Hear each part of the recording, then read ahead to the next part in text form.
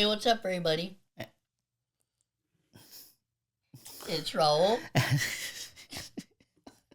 I hesitated because you were just like, "Hey, what's up, buddy?" Yeah, I was like, because I looked over to you, because like you're usually ready to go, and then I saw you pause, so that's why I paused. Yeah. You forgot to say your name. Your Well, name's because I my looked over, no, cue. that's what I said before I said my name. I didn't look over to you. And you, to be fair, I did pause too, but your pause didn't make it better.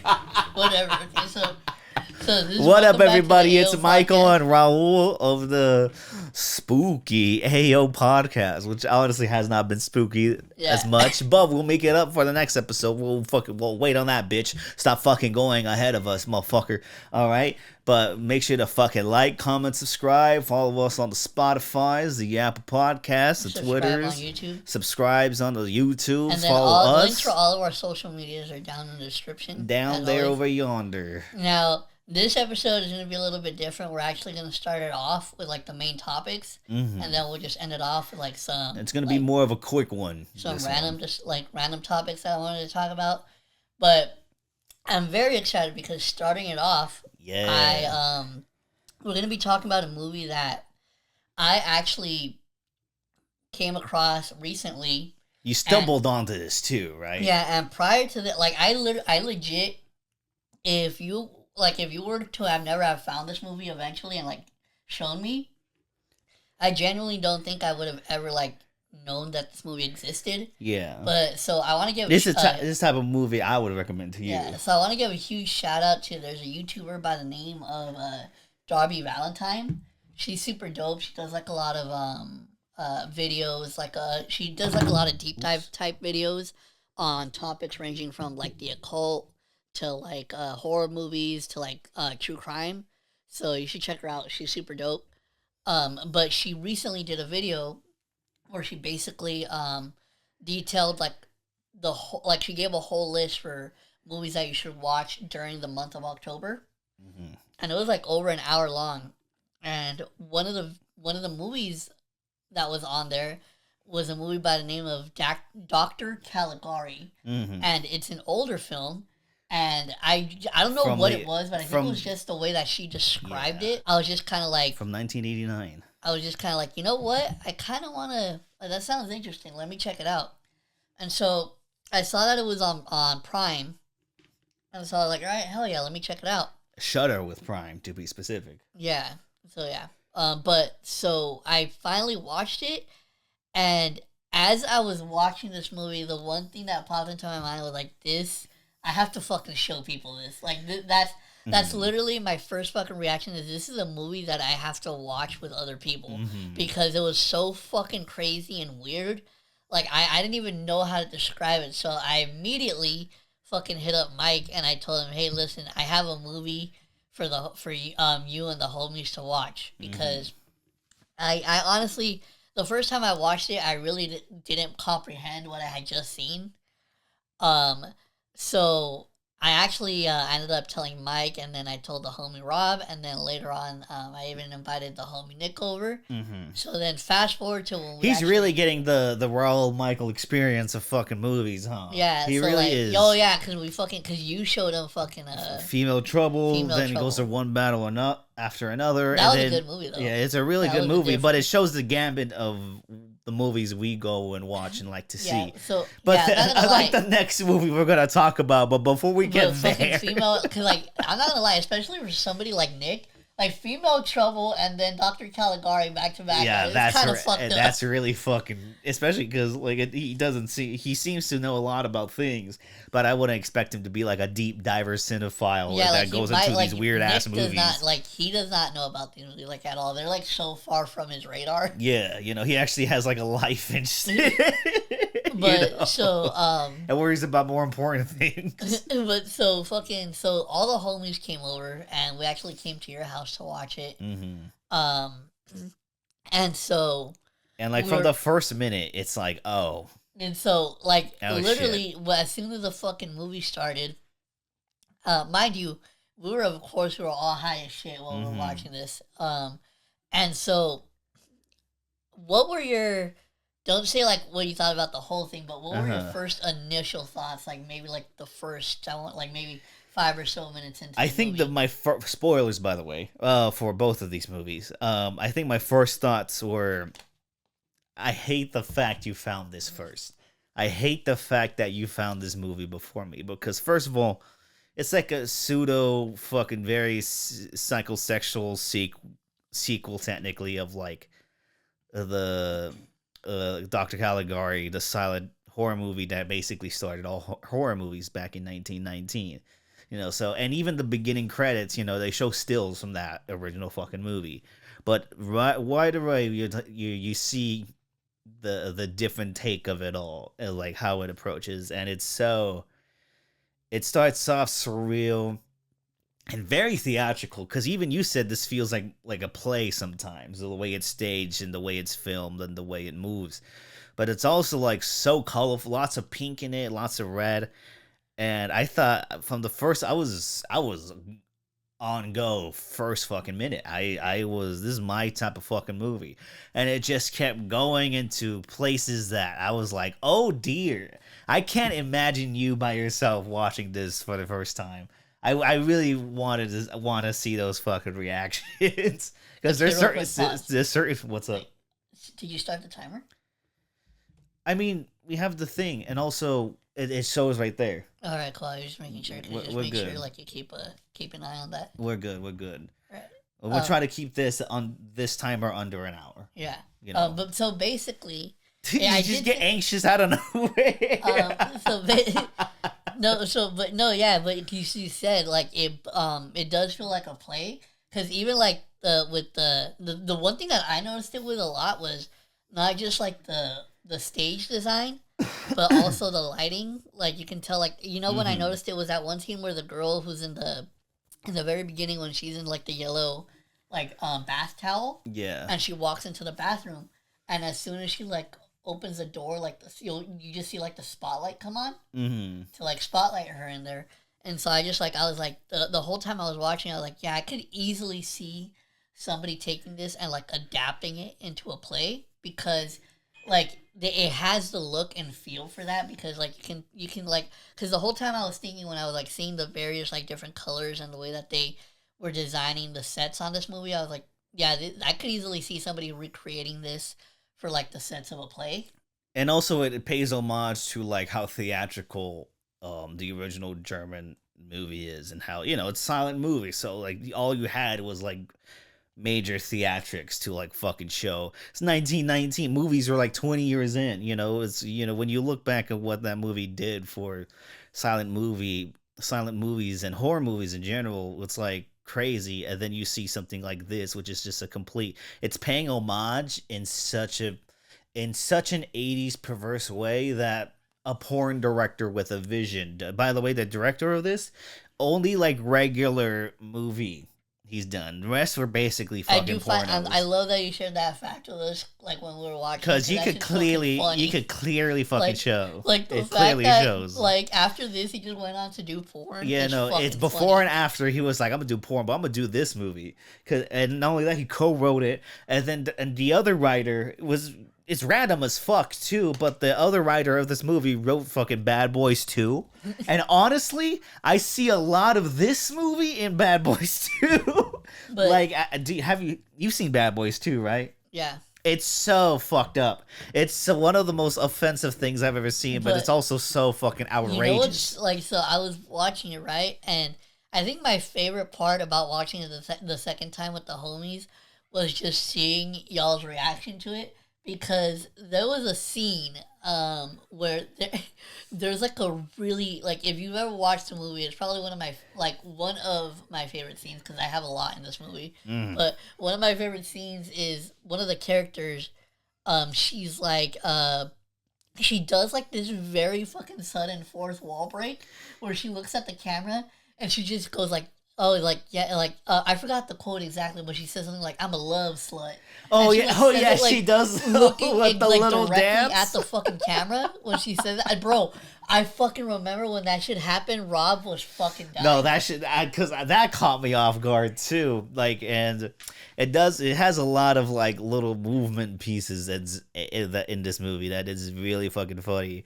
But also, like, even the story of like You know, Mind you, you I get still I barely know like the basics of the fucking like the you thing know that I gauged from this fucking movie is that apparently there was this couple who like the husband sent her to this doctor like crazy ass doctor because she had because like a sex problems or whatever and then she turns her into a fucking sexual fucking maniac. yeah And it's then we call the husband character Ben Shapiro. oh yeah Because he can't make his wife nut, basically. So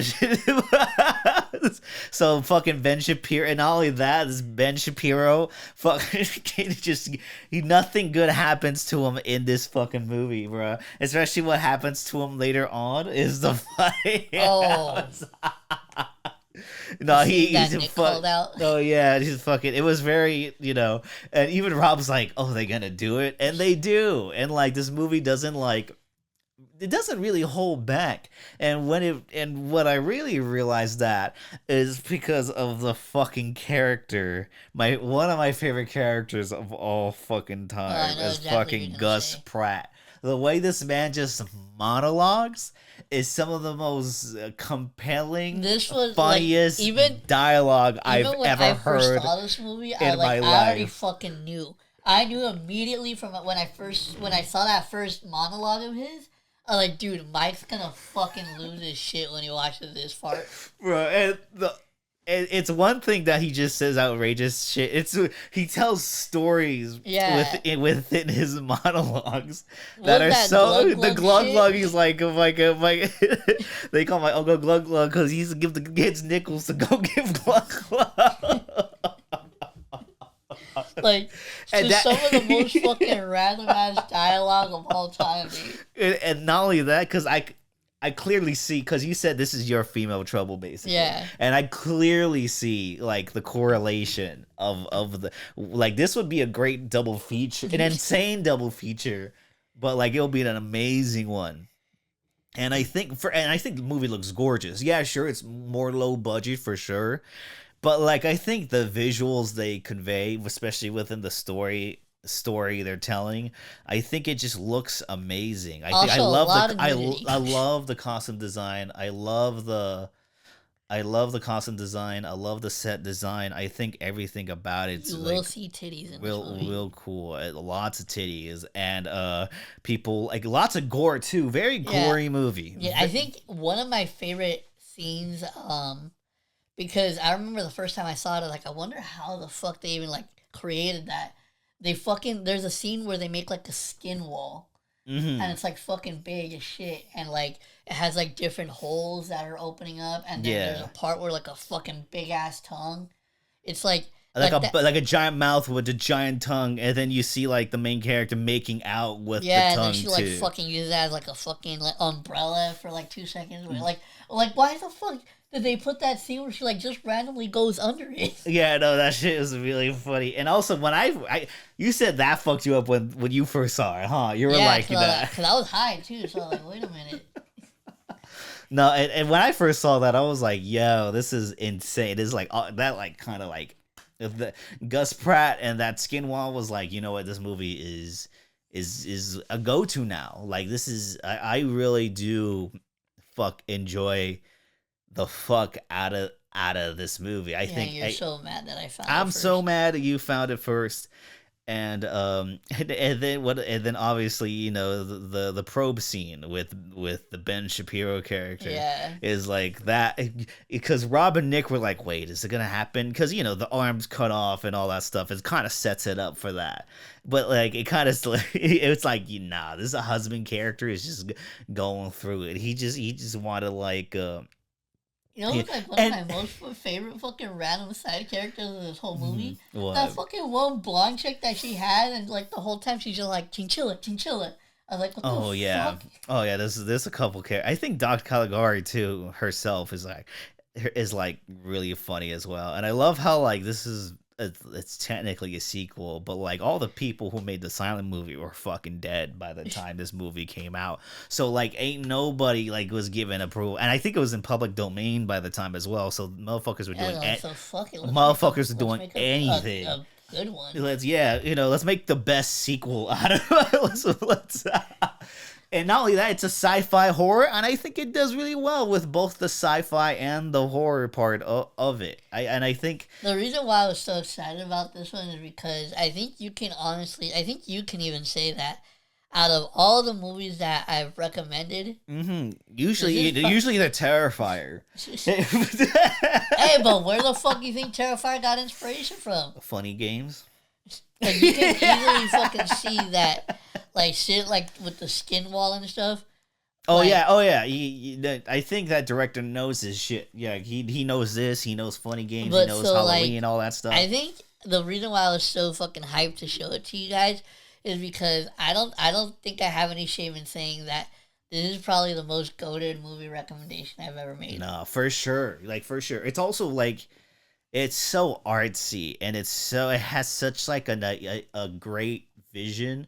You know, and it's like not the highest budget or it's the very crass and low brow, but I think there's still a lot of like effort. It's just the camera movements are insane. Like not one camera movement is like the same. It's very well edited as well. Like there's a lot of great aspects when it comes to just filmmaking and the craft I'm kind of sad he went back to making porn. I really wanted this director to keep going this movie to low-key made me want to see some of his porn. I know I want to see do they do good jobs as porn or was it just like a gateway towards especially if it was like vision. because if it was I wasn't saying if it was porn directed like during that time, like the time that this movie came out. Yeah, that was back when like porns were really trying to have like a plot. Yeah, like because like motherfuckers had to go to theaters to watch porn. They have to fucking rent VHSs, DVDs to watch porn. Which, by the way, I know we're like fucking grade A gooners and all that stuff, but I can't imagine being a gooner like fucking back then. Back then, yeah, you're fucking going to a fucking theater, sit down with your like, popcorn. Because here's the thing, it's messed up because I feel like now we can judge it like very very freely. Yeah. Because like we don't have like we have a bunch of luxuries in that department now, but like.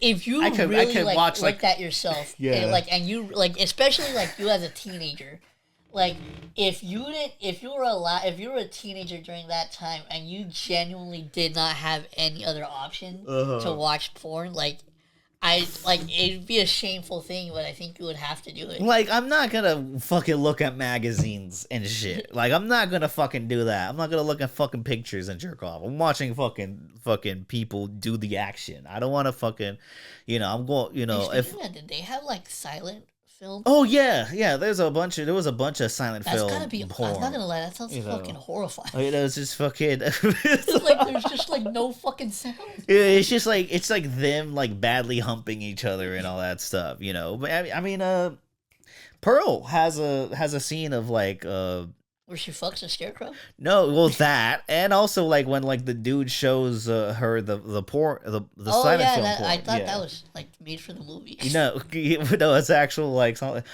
Brutalist has a scene of like silent film porn. So it's just like it's embedded. Porn is embedded in cinema because it's just a basic human thing. Anyway, but this movie is cinema though. This is fucking amazing. And shout out to and most film directors, a cruel fate, but most film directors go into porn because it pays really fucking well. I think I gotta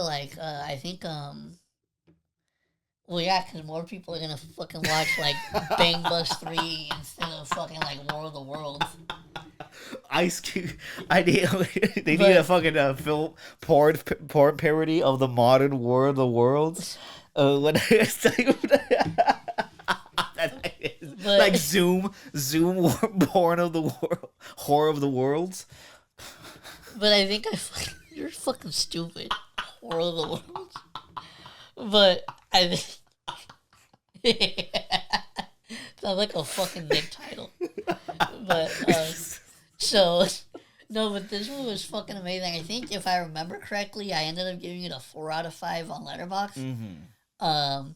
But this is definitely like a movie that I would highly recommend, especially if you have like especially if you have friends too that you like showing them like really weird and obscure shit. I think this is like the perfect fucking movie because it's one of those movies where it's like super raunchy, but it's also just downright fucking hilarious. Yeah, and I would, and it has like like you said, Pink Flamingo vibes, but like also not pink, Female Trouble, Pink Flamingo type of Yeah, vibes like, for no, it's sure. not that bad. For sure.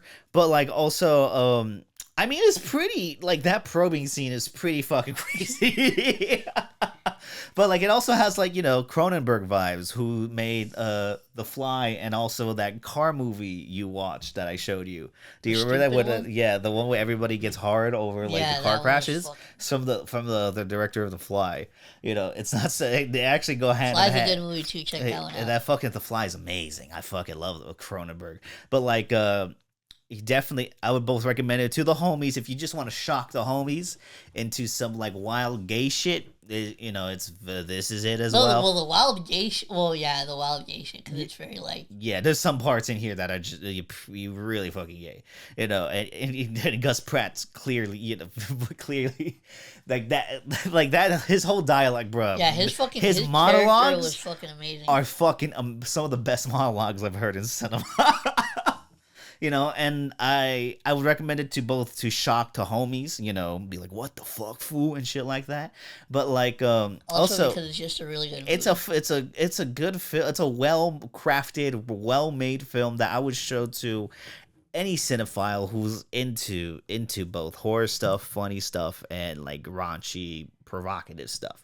I'm not gonna lie. I'm not gonna lie. I also do like it for the very petty reason that I found it before you. I know, and I'm very mad about that too. I really hate the fact that because this is such a meme movie. I would find. I'm surprised I haven't. This is a movie that Michael should have fucking recommended. I'm surprised I didn't find it. I'm very shocked and disappointed in myself. But that only. I got the Shutter, so I'm gonna find some shit. I got Shutter, so I watched the movie Mad Dog on Shutter. I didn't like it, but very technically impressive. A shout out to that movie. But anyways, this movie though, I would give 4 out of 5. But I also gave Female Trouble 4 out of 5 when I first watched it, and I can only see myself rewatching this movie. Yeah, this is fucking great. So yeah, but moving on to something that wasn't fucking great at all. And then right after yeah, this mind movie. you, I was gonna say, so this was right after we just fucking watched Dr. Caligari. I'm like, oh, I have a fucking movie we can watch. Because me and Rob really wanted to, I showed Rob the trailer for this movie, and he's like, oh, we need to see this. This looks fucking stupid as fuck, and I have a deep attachment to this material. But then at the moment, I was like, I want to show you something else weird, but if it's weird on weird, it's gonna just be too much. I feel. At first, I thought you were gonna show like some animated shit. Yeah, like I was gonna show you like a Japanese movie called House, which is a really fucking weird movie. But then I was like, also, by the way, speaking of like Japanese movies, that could have been racist because I don't know. Wait, is Perfect Blue a Japanese movie? Yes. Okay, so then I'm good. Very important to the plot as well. That was gonna be like Peter in that one episode. That's like watching. That's like watching a movie about JFK, and it's like this movie's about America, huh? Well, I want it to be culturally appropriate. I think you're just culturally ignorant. But I mean, true. But I was about to say something crazy. So speaking of like Japanese movies though, and not only that, Japanese animated movies. Mm-hmm. If you haven't checked out our last episode, make sure you check it out because Perfect Blue is a really good movie. Perfect Blue is a spooky movie too. I find that scarier than most of the horror movies I've ever seen in my life. But no, yeah. So but speaking of Mike, decided we have to watch fucking Dear Evan Hansen. Yeah, I told Rob, and he was like, I think we have to do it. And I'm like, oh, I know Nick and Raul know nothing about this. And here's the thing, it's fucking piece of shit. Fucking piece of shit. But I was like, I think they might find it funny, because I think the plot really doesn't. It kind of just goes to a place. The very fucking annoying fact that I didn't realize that this was a fucking musical. Yes, it is a movie adaptation of the Broadway musical from 2016, a musical I'm very familiar with, and honestly, even talking about it right now is crazy. I never thought we'd talk about the Evan Hansen. It was a very instinctual, random move, but I'm glad we did, because when we were watching this shit was one of the funniest experiences I think I've ever had. Well, stop. this is one of the funniest experiences I've ever had watching a movie with you guys. Because for around 2 hours, you guys were just mad the whole fucking Dude, time. me and Nick were so pissed. Y'all were mad the whole time, and especially Nick. Yeah, Nick was so Nick was furious. He was hating white people like you would never believe. Like if fucking you bet he's gonna watch that ending scene from Sinners like 20 times after that fucking movie. You know, and I know a lot about the Evan Hansen because I'm a musical boy. You know, I was also 18, 19 years old when that shit first came out. So, and I was very new to musicals, so I didn't know what a good musical was to an extent. But I did really like this musical when it came out, so much so I even have the fucking the script with my books right here that I've read twice. One time just out of curiosity because the plot's insane. Like you listen, the plot is about a dude who has anxiety who gets wrapped up in this mess of like being someone's best friend after they're deceased. See, here's the difference. So you even let me finish. No, because I was gonna point something out, fool. That like you said that in the play, it says that like it points out, or like at least it says in the script, or well, I don't know, did it only say it in the script, or do they make a point in the play to say that he has anxiety? Because here's the thing, from what I remember in the beginning of the movie, they don't point none of that shit out, so I just assumed he was like a fucking... You know that's an offensive word, right?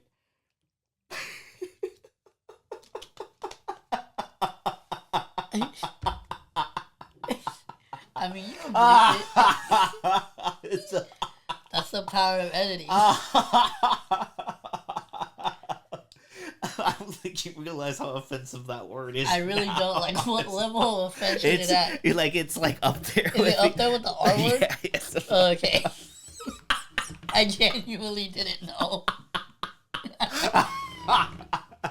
But I was, to be fair to this movie, it does highlight he has anxiety, but also the movie doesn't do a good job with that either. But to my point though, like I don't think they ever made mention of that in the movie. So I was like, I just thought it was like awkward as shit. Because like he starts out the movie like he's writing basically a letter to himself. Yeah. And it's like telling him about how like he needs to learn to talk to more people. Mm-hmm. And it's like, so I'll just, all right, okay, so from what I got from that, I gathered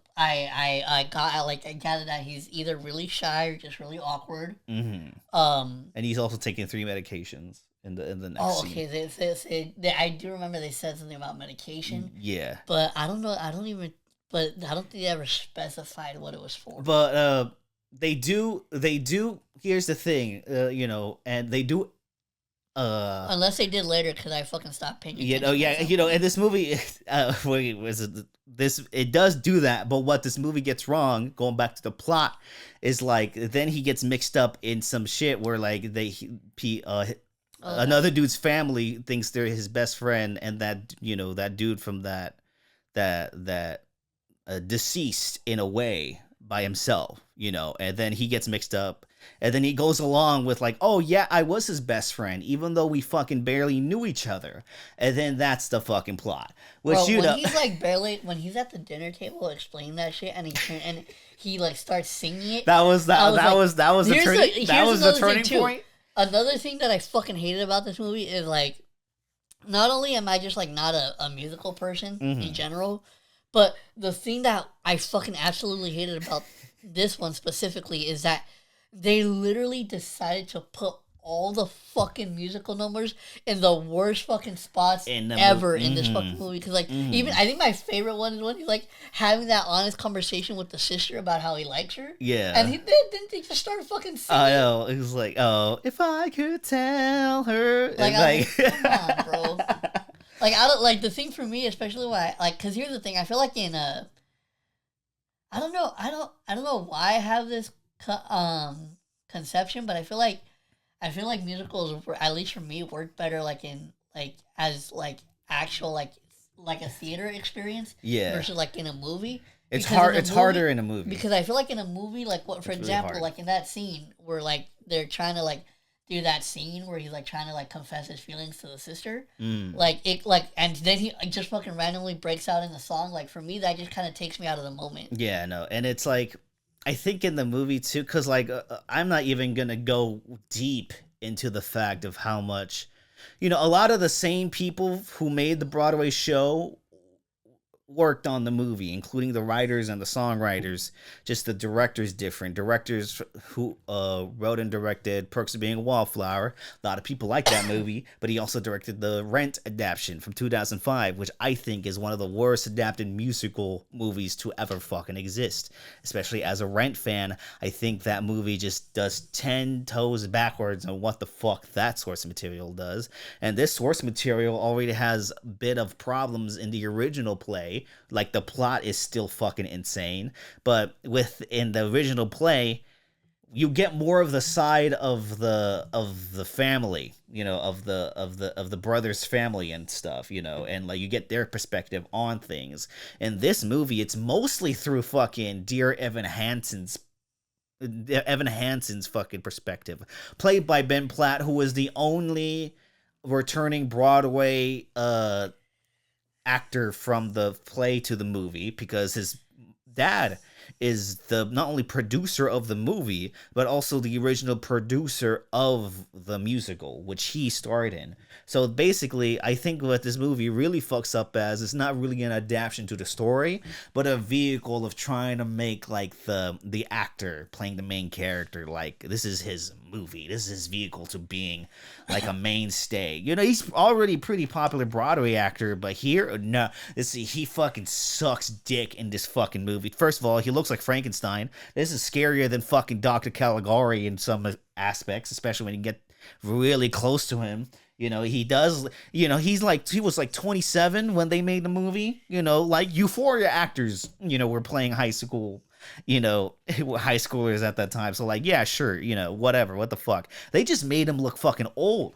They made him look 81. They made him look also, 105. I want to point out that like he's this fucking like weird ass kid, right? Uh-huh. And his best friend is played by an actor who like I knew immediately because he plays basically the same fucking character on another show called Atypical, where he is yet again friends with like a weird, like, well, not, I don't know, that's like, never mind. You're really going at it.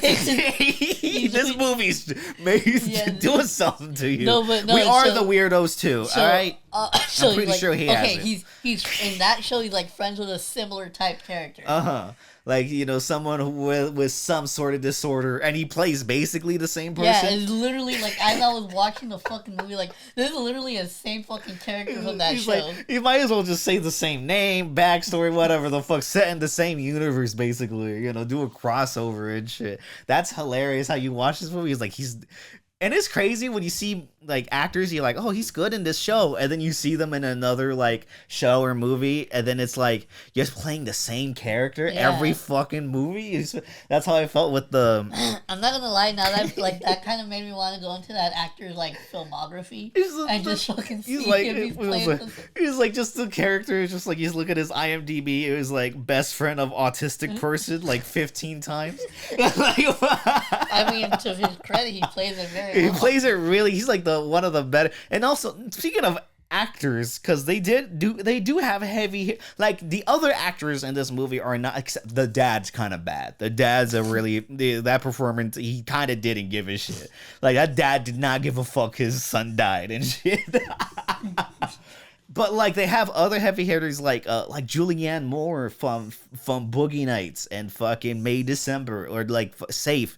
She starred in some of the best movies ever fucking made, and she's in here. Not to mention Amy fucking Adams, who post Arrival keeps being in fucking shitty fucking movies, which makes me so fucking mad because she's one of the best actresses of her fucking generation, and she's starring in these shitty fucking movies. And she's, they both have singing credits, and they both sing well, and they both try their best with the material they have. But the material for the adaptation, by the way, writer of this movie, same one who wrote the play.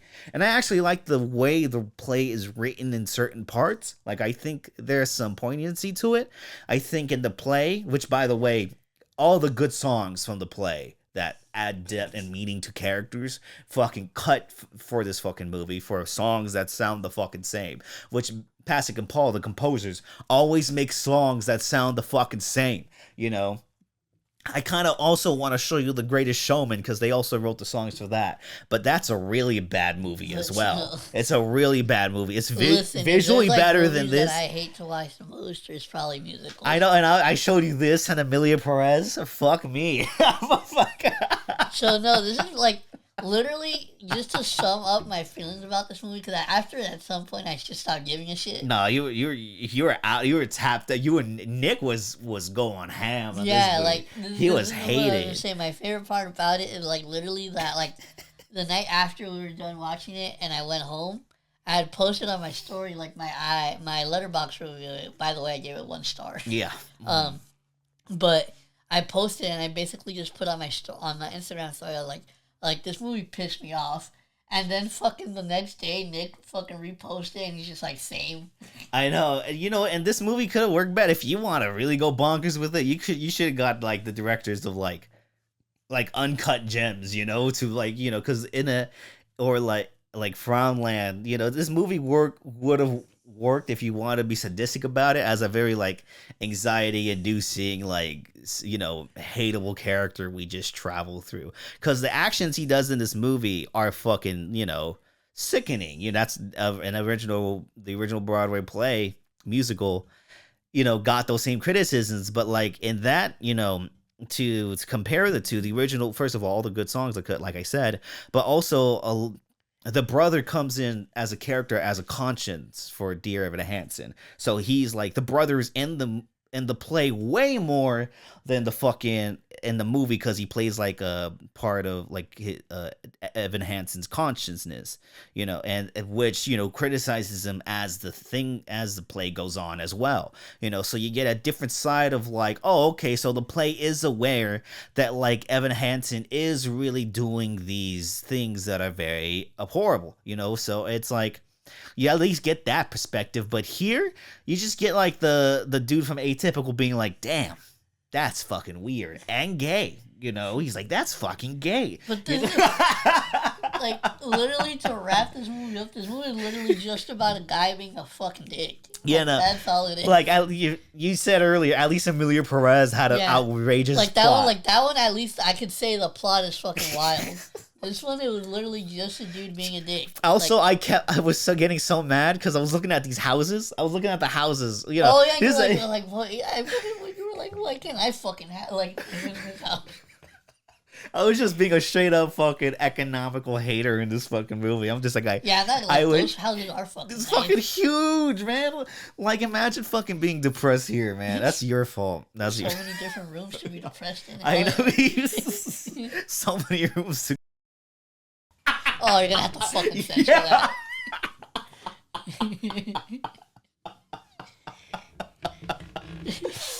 No, but yeah, but this is a material that I'm very attached to, whether I like it or not. It's a part of me, and as someone who thinks there could be a decent, I think there could be a decent adaptation to this story. I think you just gotta know how to adapt it. And I think this movie makes every wrong decision you can make when it comes to just adapting something, book, play, song, album, whatever the fuck. I think every decision here is wrong. I think every decision here is very selfish, because I think it just is more of a vehicle for Ben Platt than it was to try to tell the story in its best form on the big screen. I think it looks like dog shit too. Fucking boring fucking looking fucking movie. Fucking, I think it's directed horribly. Editing is ass. I think it's a fucking bore. But when you got the right homies, man, is it fucking funny. It's real fucking funny. When you got, and I was telling Rob it's his biography. Yeah, that was fucked up. But the the thing that I will say, Me and like, Rob had a good time though. We were having a good time. and I literally fucking told you too. I just told you earlier before we started recording. I think objectively, out of all the movies that you've shown me, like, cause trust, like, you've shown me like some wild and bad movies, but this is just, I feel like this is the first movie you showed me that's just straight up fucking bad. It's like, really I don't fucking enjoy bad it at all. It was so funny. I'll watch this again with y'all. Actually, no. Well, to be no, I think Funny Games might be out there too. Yeah, no, Emilia. You know, I showed myself Emilia Perez, and that's the worst one I've shown myself. I would still watch. I mean, I like Funny Games, and I fucking hate this movie, but I would still watch this over Emilia Perez. I get enjoyment out of it. I would have fucking hated you for life if you like asked me to watch this movie and I had like watched it in the morning. Yeah. Oh yeah. That would suck. Starting your day off with 2021, dear fucking Evan Hansen. You know, and that's the type of movie that just wants you to fucking like after you watch it, like. You start your day with that, you want to end your fucking day. Yeah. You know, the messages in the movie won't be a get. In fact, we'll do the opposite to you when it in the fucking morning. But no, yeah. So it was a fucking crazy experience, but it's a really bad movie. It's a really bad movie that's adapted super horribly from an already problematic play that got way too much acclaim when it came out. Like when it came out, it beat fucking Come From Away, fucking like motherfucking what's the other one? The Great Comet of 1812. Like I'm like looking back, like nah, this play should not have won the awards. It won. It really should not have. You know, and this movie, I'm glad people, there's so many videos of people hating this fucking movie. You don't even know. Like it's actually, I love the hate and community it stirs up. That's the one thing I'll give it to. I think the hate it stirs up, I think, is communal, you know, because but people who like the play fucking hate this movie, and people who don't like the play fucking hate this movie. So I think it just does a lot of things bad all the fucking round. But, you know, 18-year-old me, you know, has very much. I would rather watch. I would still watch this than Emilia Perez. Bad recommendation from you, but I thought it was great because me and Rob were fucking like having fun, and Nick's reaction that was the cherry on top. I think you were spaced the fuck out yeah, too. I was. At some point I just gave up. But so moving on from that, we got the main topics out. Is there any what do you want to talk about? Well, I was gonna say, to start it off first is because this is something that we've been covering ever since it happened, and so I think I think we should note that it was just recently announced that the judge that was on the case of the whole Drake versus UMG lawsuit, just recently, that case recently was tossed out, which technically means that Drake lost the case. Mm-hmm. Now, he has said that he's going to appeal. The worst thing he could do. Jesus Christ.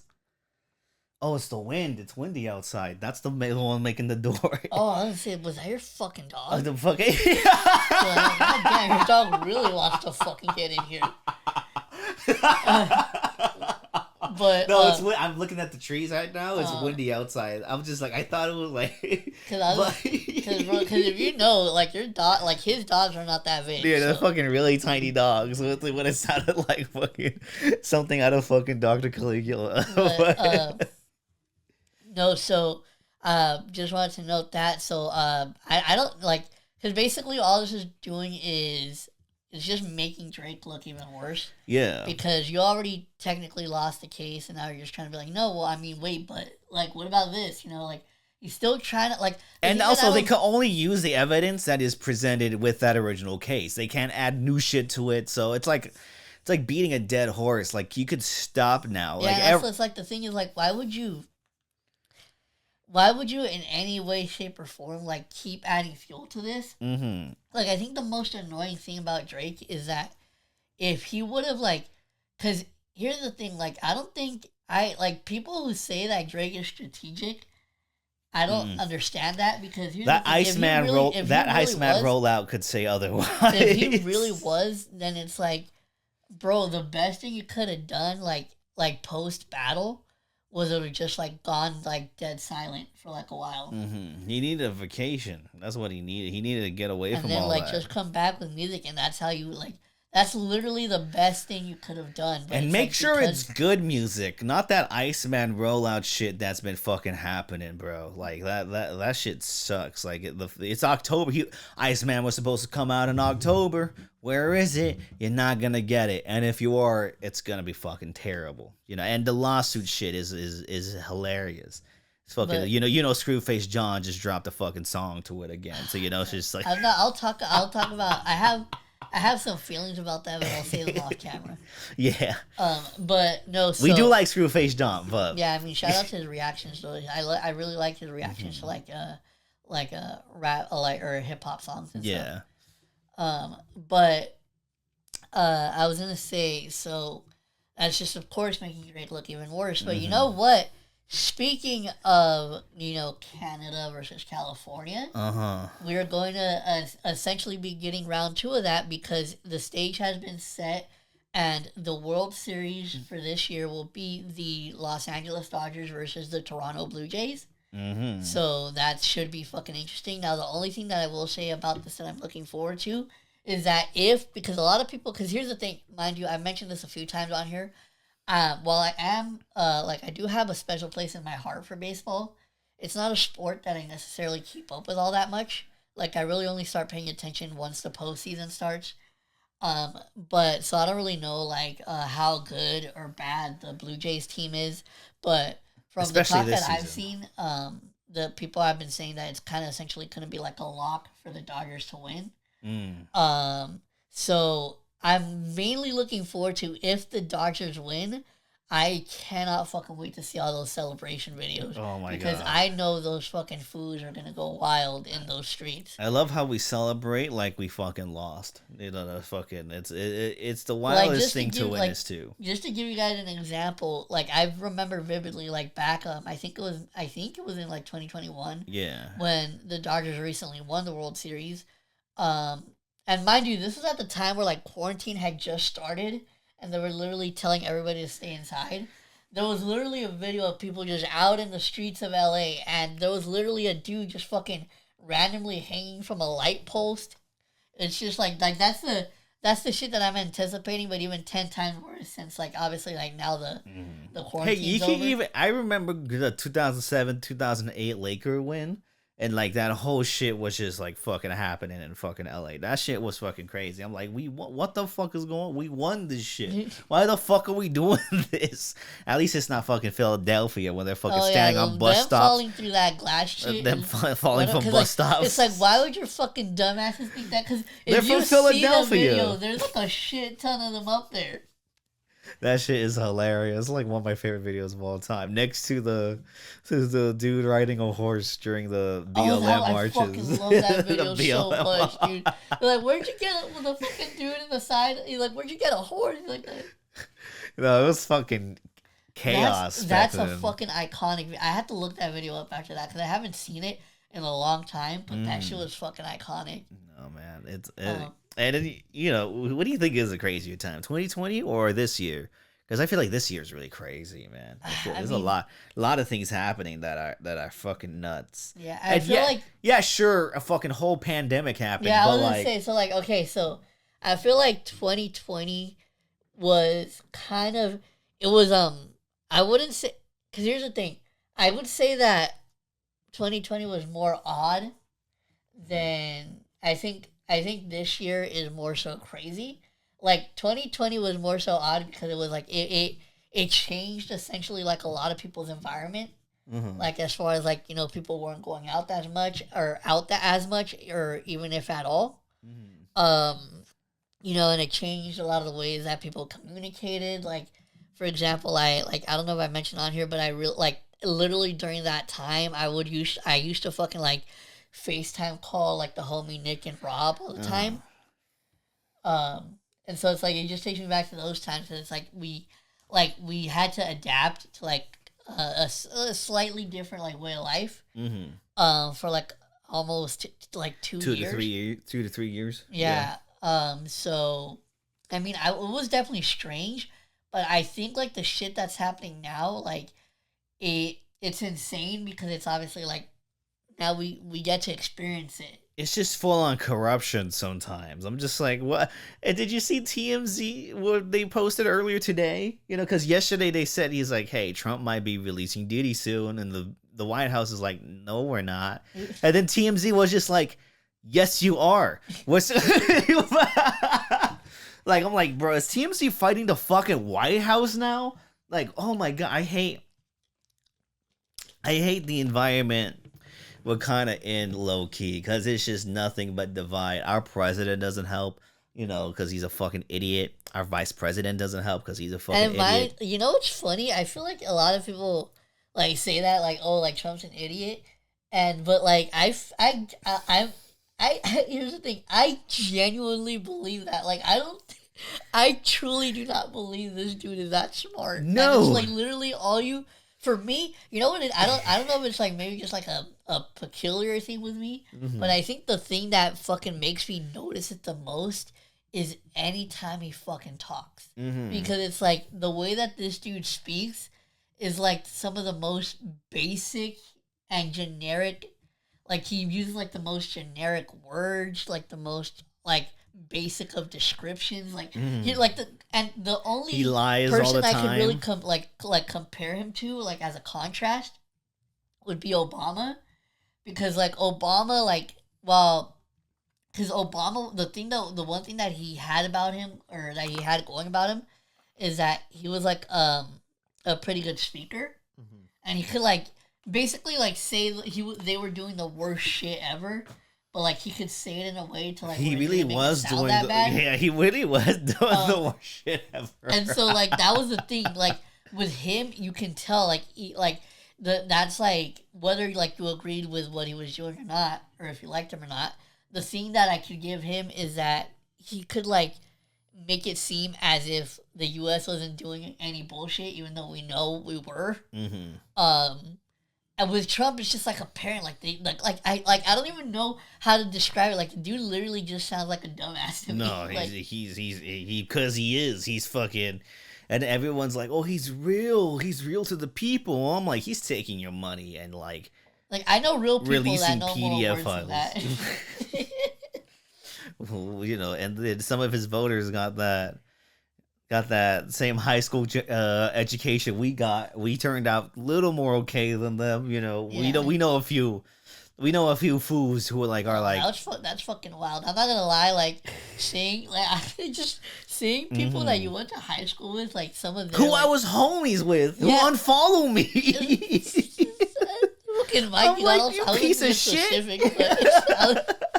You like got hurt. But, I was like, bro, we were on the fucking same team, bro. We were fucking. No, like for me, it was just wild to see that because I was just like, damn, bro, like we were wild. chill as fuck. Like I would have never imagined that shit later. Like I would have never imagined you turn into that. Man, nah, it's crazy, and it's like he's like, yeah, let's protect Trump and Elon. And then when the government shutdown happened, all their EBT is just like, you know, they're like, fuck, you kind of fucked me a bit. I'm like, oh, he's been fucking you. He's been fucking you the last 8 years, you fucking dumb prick. No, like just 12 years. You know, it's been 10 years since he announced his fucking run for president. Remember when people were laughing at that? Yeah. Oh, man. Those are the days. Man, those are the days, you know, senior year, you know, I'm just like, yeah, and now we're here doing a podcast, and our Bobby Kennedy is fucking the leader of health. And the thing too is like, I could do a better job than him. I'm not the one with the worm in my brain. It's just like I don't fucking I really don't. I'll never this is gonna be. I think we're truly living in like one of the most craziest time periods of our lifetime. We are living in the future that science fiction authors were writing about 100 years ago. Because it's like let's say like 20 years from now. Mm-hmm. I feel like we're gonna look back on this and be like, wow, like we really got to that point in time in our lifetime. Yeah. Because like it's like I don't like from at least from what I've seen. Or like from what I perceive, I mean, obviously it could change in the future, but I don't know if we'll have if we'll have a more divisive president in our lifetime. Oh, I bet they were saying that back in like the 80s and the No, that's 2000s. what I'm saying. I know it can like change, obviously, but Uh-huh. I'm just like it'd be really It would hard to it would compete with the baffle shit that's going on right now. it would baffle me if we get a even worse president. Like and I know people don't want to call him the worst president, but he kind of is right now. Like nothing good. Name me a good thing happening right now that's happening, and that doesn't involve your privilege. Like name me a good thing, human thing that has happened right now. Because Bro, he's imagine how different our lives would be if we were white and had privilege. I know, man. Fucking That'd be no. fucking. I'd be like signing up for the most I'll be random watching. white shit. I'll ever, be like watching fucking Dear Evan croquette. the Dear Evan Hansen fucking movie. Be like, oh, that was deep. That was deep. I'd have hey, you know what? What would it be like if you were white and like fucking privileged? What would be like your white privilege name? Like I feel like mine would be like like Chauncey or something like something fucking very, very fucking obnoxious. Very fucking.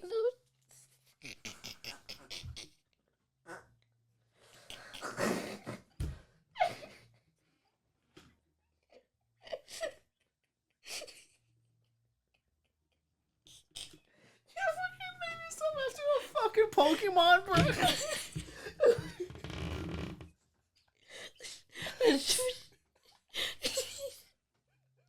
I make it so like really fucking obnoxious shit like that, and I'd be like playing Like, fucking oh. badminton and croquet. And He's like, shit. oh. He's like, you guys see Dear Evan Hansen? It's so relatable. Oh, my brother did it the same. All right, let's end it there. What would your name be, though, bitch? I don't know if we're naming fancy white name like Keel. I guess. Am I cute? You just fucking. That was fucking bad. You know, I'm fucking no. I'm not fancy. I fucking but Jermelian. Fuck. stupid as fuck. No, okay. So Chauncey and Jermelian. So before we wrap it up, we're gonna go ahead and give you Yes, guys do the fucking recommendations. recommendations. I'm gonna go first because I don't think you're gonna fucking expect Yeah, mine. just fucking go for it, Mine's please. gonna fucking catch you so the fuck off guard. Go for it, man. So, what I'm gonna be recommending is actually a track that just recently came out, by an artist by a little artist that you might know by the name of Bad Baby. Bad Baby. Oh. Now, so she released it's a track titled "Honest," and it's a single. And I believe, from what I understand, she's like working on an album. Mm-hmm. So this is like the first single from it, and in this song, it's like it's actually kind of a controversial song at the moment right now, because essentially like the at least the first verse in that song is dedicated to her dad. Mm-hmm. And it's basically talking about how, like, I guess apparently he was never in her life, and like now he wants to be in her life because she has money, which is interesting because I literally just saw on my phone, like after I heard that song, I randomly saw on my phone when I went on Instagram, I guess TMZ like did an interview with her dad, and like the dad basically like saying like that's all lies, like they've always had a good relationship, like he doesn't know why she's saying that, but regardless of all like the drama. I actually genuinely think that it's a good sounding track. And here's the thing. I'm willing to because you've actually liked a few of her songs. Yeah, like as well. here's the thing. That's what I was gonna say. I'm willing to die on the hill that I actually like. For example, that I think I might have said this statement on a previous episode, but I can't remember. But I've like to me, I feel like Bad Baby is what Iggy Azalea was trying to be like when she first came out. But the difference is, I don't think. Granted, I don't fucking know much about Iggy Azalea, but at least from what I understand, she didn't like have a really hard life growing up. Yeah. So except it's just like hanging out with kangaroos. so it's like I like, for example, like with Bad Baby, like we've seen her fucking life like ever since she was like what, like 15, I think? On Dr. Phil. Like when she was on Dr. Phil. Like, so we've literally seen her life, and we've seen the drama like surrounding her life. Mm-hmm. Like, and we watched her like grow up essentially. So we know that she is like that type of person. that she perceives herself to be in like her music. Yeah. So that's why to me it makes her like way more authentic to like than like versus like somebody like an Iggy Azalea. Mm-hmm. And granted too, I also think like so that's the thing to me. I feel like literally like Bad Baby is the artist that Iggy Azalea wanted to be like back in the day. Yeah, because she's just herself. Whether you like it or not, that's a fucking debatable. But like, she is herself, all the way to it, to the T, So yeah, Yeah, no, I'm so, not surprised you said that, but I am surprised. I am surprised at the yeah, same time. so I'll recommend. So again, that's her latest single that she just dropped, possibly from her forthcoming album, "Honest" by Bad Baby. Mm. Well, I'm gonna recommend an album I just recently listened to. It's been getting traction in the alternative rock, indie rock scene. I don't even know if it's like I don't know genres anymore. They just sound like 1,000 genres I can't keep up with. But I like this album. It's called "Getting Killed" by the band Geese. Takes me back to 2000s, very 2000s experimental rock albums that also had very catchy and mainstream sounds to them. It's like a mix of both of those genres. I can't really describe it, but Hey, you can hear me, right? Yeah, I could hear you. All right, cool. I was just making sure. At the end of the podcast. No, that's what I was about to freak the fuck out, dude. Because I was like, well, oh, bro, what am I fucking mic? No, you don't worry. If anything, you usually talk outside the mic anyway, so it's. So, yeah, but getting killed by Geese, I think it's an amazing rock record that it's been getting a lot of traction too. I didn't realize how popular it was, but I would also recommend the band's other two albums, 3D Country and Projector. I really like those as well, but like Getting Killed is like a very you know what? good, very good album by them. I'm gonna just say fuck it, because I don't know if we'll have time in the next episode since we're gonna be covering all the fucking Sleepaway Camp movies. We should probably announce that too.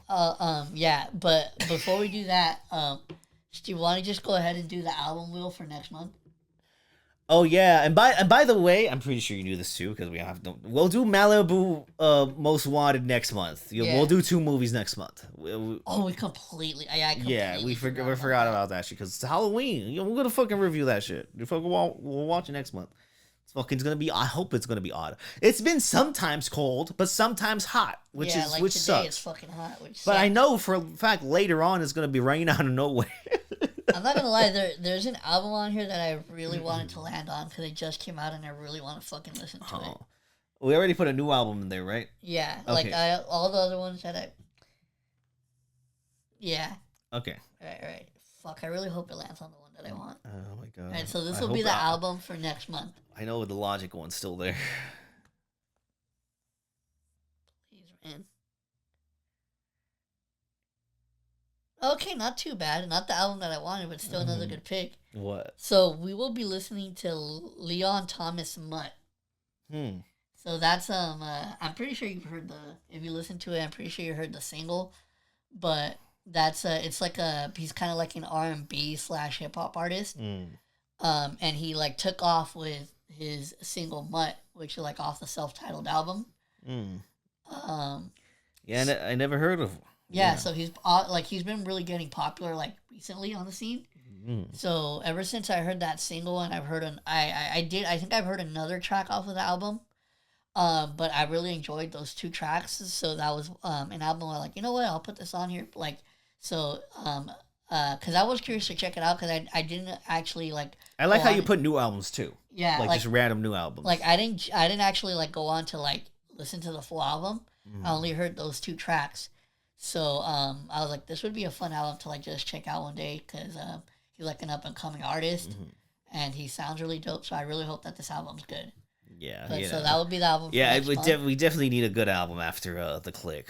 You were going crazy. I fucking hated that. You were going, it's a really that one's on me. That was really like I know the Click and the Irvin Hanson. My brain has been to places nobody has never needs to go to, but I do it because you don't have to, and I force Raul to. Anyways, I think that'll be it. And before we end it, we have an announcement. Yeah. Go ahead. Since the next episode is basically going to be our Halloween episode. Mm-hmm. We've decided, we kind of talked about this, I think like maybe 2 episodes back, but we're still kind of debating if we're going to do it. So for the next episode, we will be essentially reviewing the entire Sleepaway Camp franchise. Mm-hmm. Because these were movies that we came across Recently. maybe like a year or two ago. Mm-hmm. And then like we just saw we saw them, and we're just fucking amazed at these movies. So it's like this is we decided that this is like a franchise that deserves its own episode. Yeah, especially because each movie we could probably talk about in length as well. Yeah. Like we could really have major discussions. Because I mean, about like you can all have these like movies. your people like doing like their Nightmare on Elm Street, Their Friday the like Friday 13th. the Child's Play, shit And like we're that. doing the 4 movies. If there's other movies, we don't give a shit about them. All right, we're just doing the main 4 movies that are categorized. All right. Like so, but we got Sleepaway Camp. 'cause Yeah, this shit's so fucking we're gonna crazy. review all 4 of the Sleepaway Camp movies, and I think all 4 of them are very different and they're very unique, special way. you Yeah, know? so make sure again, before we get out of here, make sure you subscribe, Mhm. like the video, share it. That's gonna be a fun one too. Add or listen to us on the podcasting platforms, Apple Podcasts or Spotify. And also don't forget to follow us on all our social media. The description for From the that is down in the Instagrams description. to the Twitters to the letterboxes. And we will see you all in the next episode. Spooky. Peace.